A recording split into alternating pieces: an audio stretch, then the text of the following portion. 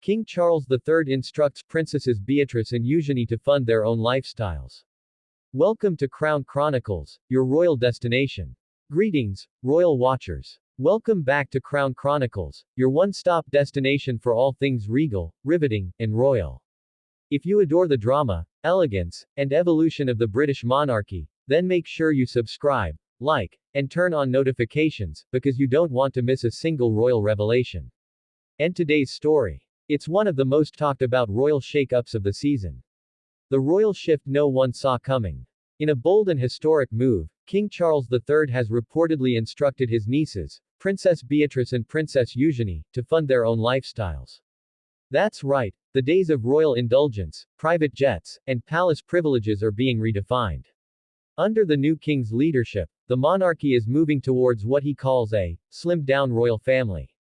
This isn't just about saving money, it's about reshaping the royal brand for the modern world, one where service and self-sufficiency are the new marks of royalty.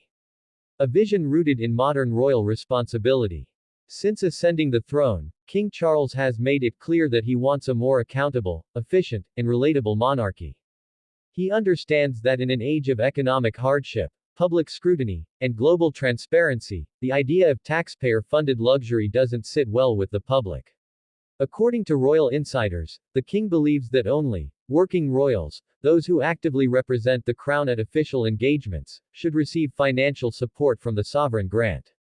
That means Beatrice and Eugenie, who led private lives and work full-time jobs outside the royal family, are being encouraged to stand on their own feet financially. It's a move that might seem tough, but it's perfectly in line with the king's long-term vision, a monarchy that earns respect through service rather than status. Beatrice and Eugenie, royals with careers. Unlike their royal cousins Prince William and Princess Kate, who are full-time senior royals, Beatrice and Eugenie have already built careers outside palace walls. Princess Beatrice works in the world of finance and technology. She's known for her intellect, charm, and her passion for female empowerment in the workplace. Princess Eugenie, on the other hand, has carved a name for herself in the art world. As a director at Hauser and Wirth, one of London's top art galleries, she's earned respect for her professionalism and creativity. So while the king's decision may sound strict, it's not exactly a punishment.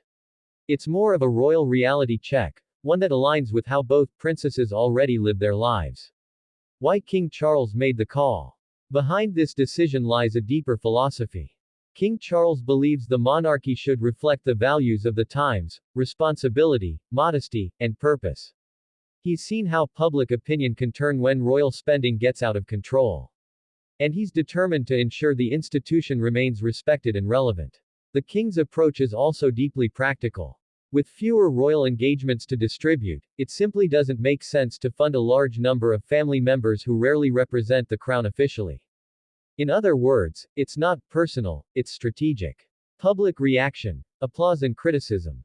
As expected, the king's decision has stirred mixed reactions. Many members of the public have applauded the move, saying it's refreshing to see the royal family setting an example of financial independence. One commentator even wrote, "If the monarchy wants to survive in the modern age, this is the way forward." But not everyone agrees. Some royal watchers argue that Beatrice and Eugenie are being unfairly sidelined, pointing out that they've always shown loyalty and discretion despite being born into the spotlight. Others believe this could signal a deeper divide within the royal family, one where the lines between working royal and private royal are drawn more sharply than ever before. The princesses' graceful response. So how have Beatrice and Eugenie responded to this royal shift? In true York fashion, with grace, poise, and positivity.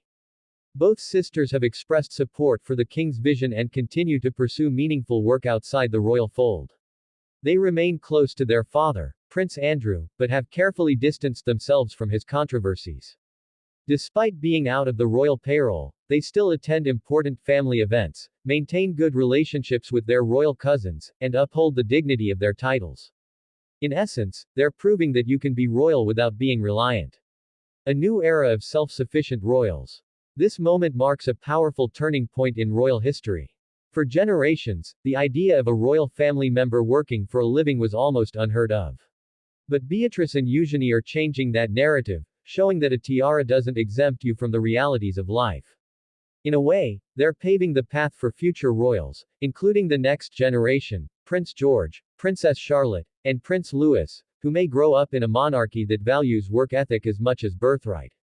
King Charles III's reign is slowly redefining what it means to be royal. Not a symbol of excess, but a model of balance, tradition meeting transformation. Final thoughts. The royal future looks different, and that's okay. As the British monarchy continues to evolve, one thing is clear: King Charles is not afraid to make bold choices. His decision to have Beatrice and Eugenie fund their own lifestyles isn't about exclusion, it's about evolution. He's building a royal family fit for the 21st century, leaner, focused, and accountable. And for Princess Beatrice and Princess Eugenie, this is not the end of their royal influence. It's just the beginning of a new kind of royalty, one that thrives on independence, purpose, and quiet dignity.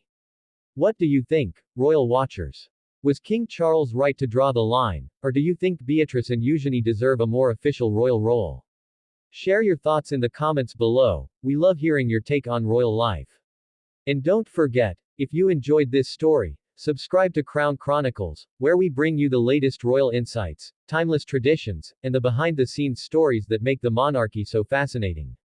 Until next time, stay regal and keep your crowns shining.